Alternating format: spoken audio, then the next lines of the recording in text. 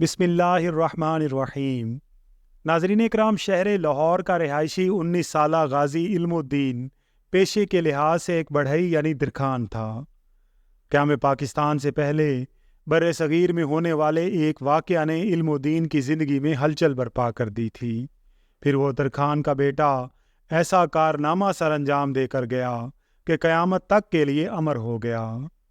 1923 میں ایک انتہا پسند ہندو نے پیارے رسول اکرم صلی اللہ علیہ وآلہ وسلم کی شان میں ایک نہایت گستاخانہ کتاب تحریر کی۔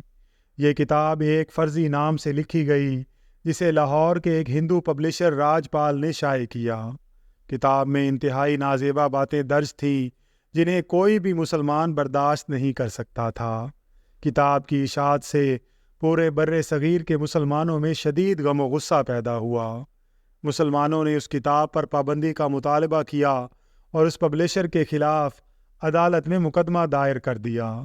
سیشن کورٹ نے راج پال کو مجرم قرار دیتے ہوئے سزا سنا دی، جس کے بعد لاہور ہائی کورٹ میں اس کی سزا کے خلاف اپیل کی گئی۔ سماعت میں مجرم راج پال کو صرف اس وجہ سے رہا کر دیا کہ اس وقت مذہب کے خلاف گستاخی کا کوئی قانون موجود نہ تھا۔ مسلمانوں نے ہائی کورٹ کے اس فیصلے کے خلاف پورے ملک میں تحریک چلائی۔ نوجوان علم الدین اپنے دوست رشید کے ساتھ لاہور کی تاریخی وزیر خان مسجد کے سامنے اس ہجوم میں موجود تھا جو ہندو رائٹر راج پال کے خلاف نعرے لگا رہا تھا۔ جذبہ ایمانی سے ایک تلاطم تھا جو ہجوم کے نعروں کی گونج میں امڈ رہا تھا۔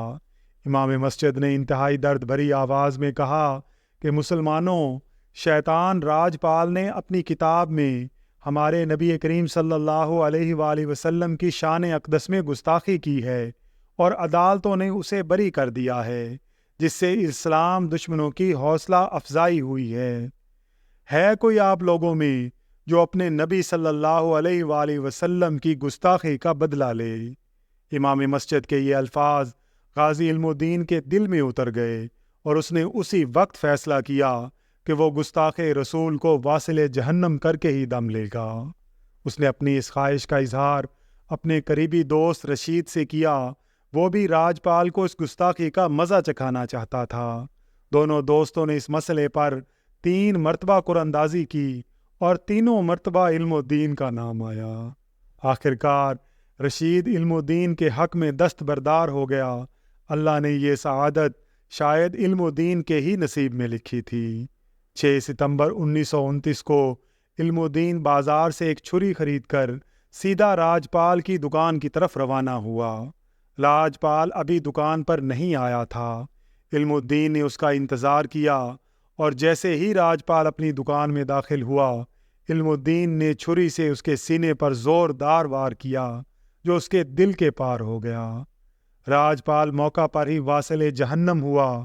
پولیس نے علم الدین کو گرفتار کر لیا اور اس پر قتل کا مقدمہ درج کر کے کیس چلایا گیا۔ علامہ اقبال رحمۃ اللہ علیہ کی درخواست پر قائد اعظم محمد علی جناح نے علم الدین کا مقدمہ لڑا۔ قائد اعظم نے ایک موقع پر علم الدین سے کہا کہ وہ جرم کا اقرار نہ کرے۔ غازی علم الدین نے کہا کہ میں یہ کیسے کہہ دوں کہ یہ قتل میں نے نہیں کیا، مجھے اس قتل پر ندامت نہیں بلکہ فخر ہے۔ کورٹ نے علم الدین کو سزائے موت دی۔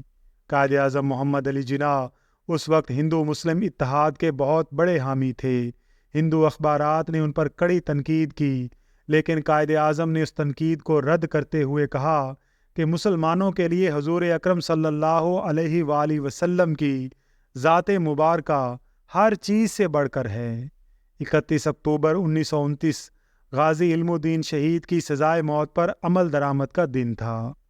علم الدین سے ان کی آخری خواہش پوچھی گئی تو انہوں نے کہا کہ مجھے صرف 2 رکعت نماز پڑھنے کی اجازت دی جائے۔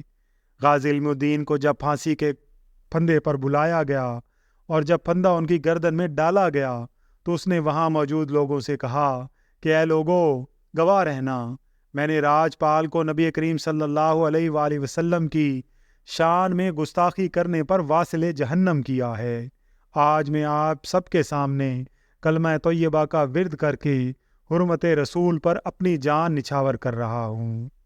غازی علم الدین کو پھانسی کی سزا کے بعد برطانوی حکومت نے ان کی میت بغیر نماز جنازہ جیل کے قبرستان میں دفنا دی، جس پر مسلمانوں نے شدید احتجاج کیا اور علامہ اقبال نے ایک مہم چلائی۔ آخرکار انگریزوں کو یہ یقین دہانی کے بعد کہ لاہور میں تدفین کے موقع پر ہنگامہ آرائی نہیں ہوگی، اجازت دے دی گئی۔ 15 دن بعد جب غازی علم الدین شہید کی میت کو قبر سے نکالا گیا تو ان کا جسد خاکی پہلے دن کی طرح تر و تازہ تھا۔ علم الدین شہید کے والد نے علامہ اقبال سے علم الدین کی نماز جنازہ پڑھانے کی درخواست کی، جس پر علامہ اقبال نے ان سے کہا کہ وہ بہت گناہ گار انسان ہیں، اس لیے اتنے بڑے شہید کی نماز جنازہ وہ نہیں پڑھا سکتے۔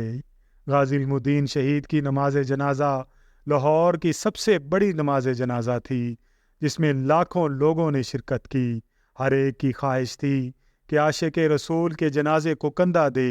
علامہ اقبال نے غازی علم الدین کی میت کو کندھا دیا اور اپنے ہاتھوں سے انہیں قبر میں اتارا۔ اس موقع پر علامہ اقبال نے نم آنکھوں کے ساتھ کہا کہ ترکھان کا بیٹا آج ہم پڑھے لکھوں پر بازی لے گیا اور ہم دیکھتے ہی رہ گئے۔ علم الدین شہید کی پھانسی کے بعد ایسے حالات پیدا ہوئی جس کے بعد انگریزوں کو قوانین میں تبدیلی کرنا پڑی اور کسی بھی مذہب کی توہین کو جرم قرار دیا گیا، اور اس طرح ایک نوجوان کی قربانی قانون میں تبدیلی کا پیش خیمہ بنی۔